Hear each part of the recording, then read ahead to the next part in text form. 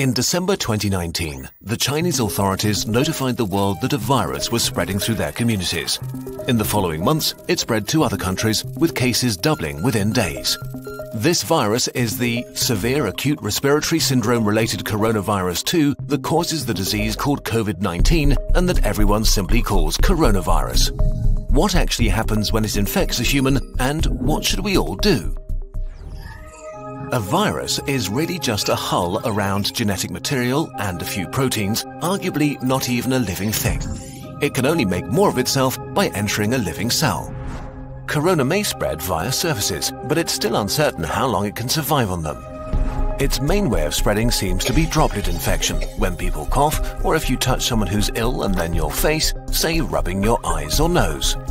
The virus starts its journey here and then hitches a ride as a stowaway deeper into the body. Its destinations are the intestines, the spleen or the lungs, where it can have the most dramatic effect. Even just a few coronaviruses can cause quite a dramatic situation. The lungs are lined with billions of epithelial cells. These are the border cells of your body, lining your organs and mucosa, waiting to be infected. Corona connects to a specific receptor on its victim's membranes to inject its genetic material. The cell, ignorant of what's happening, executes the new instructions, which are pretty simple: copy and reassemble.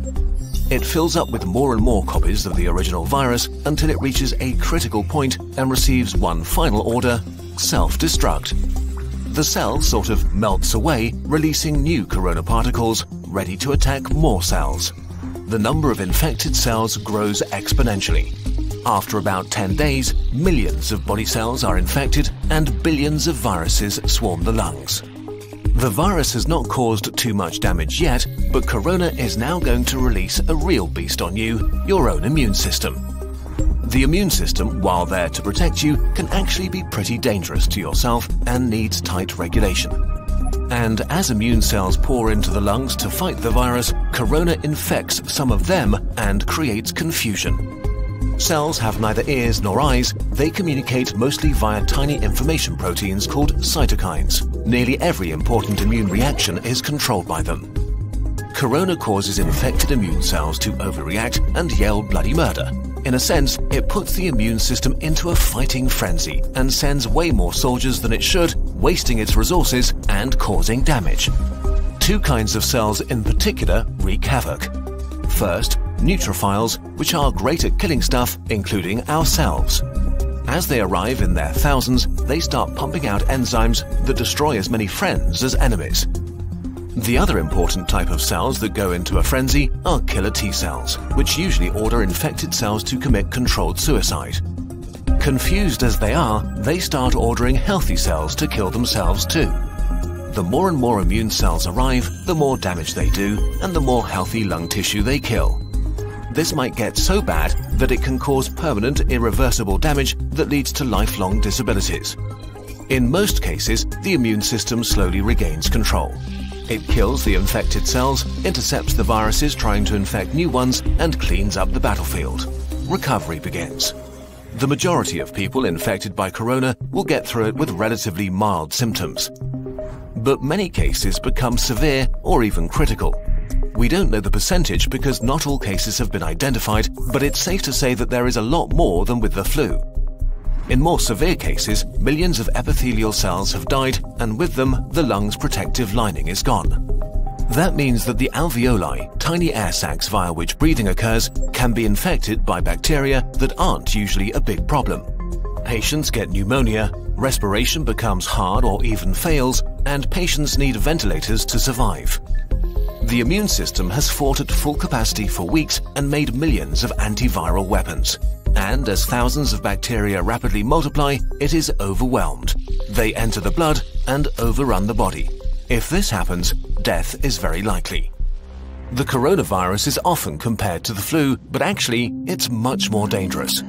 While the exact death rate is hard to pin down during an ongoing pandemic, we know for sure that it's much more contagious and spreads faster than the flu. There are two futures for a pandemic like corona: fast and slow. Which future we will see depends on how we all react to it in the early days of the outbreak. A fast pandemic will be horrible and cost many lives. a slow pandemic will not be remembered by the history books. The worst-case scenario for a fast pandemic begins with a very rapid rate of infection because there are no countermeasures in place to slow it down. Why is this so bad? In a fast pandemic, many people get sick at the same time. If the numbers get too large, healthcare systems become unable to handle it. There aren't enough resources like medical staff or equipment like ventilators left to help everybody. People will die untreated. And as more healthcare workers get sick themselves, the capacity of healthcare systems falls even further. If this becomes the case, then horrible decisions will have to be made about who gets to live and who doesn't.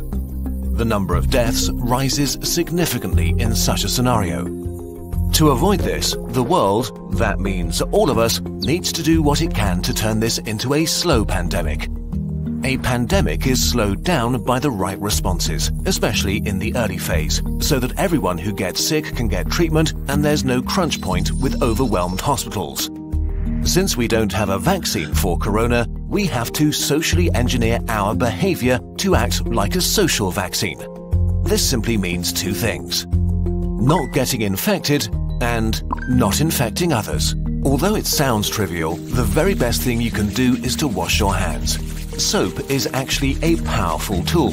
The coronavirus is encased in what is basically a layer of fat.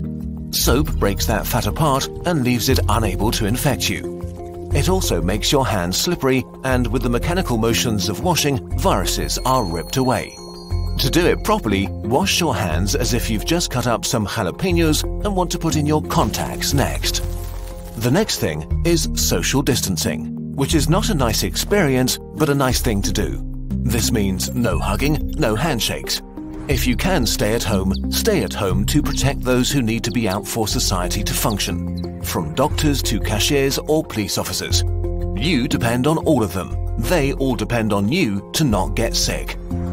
On a larger level, there are quarantines, which can mean different things, from travel restrictions or actual orders to stay at home. Quarantines are not great to experience and certainly not popular, but they buy us, and especially the researchers working on medication and vaccination, crucial time. So if you are put under quarantine, you should understand why and respect it.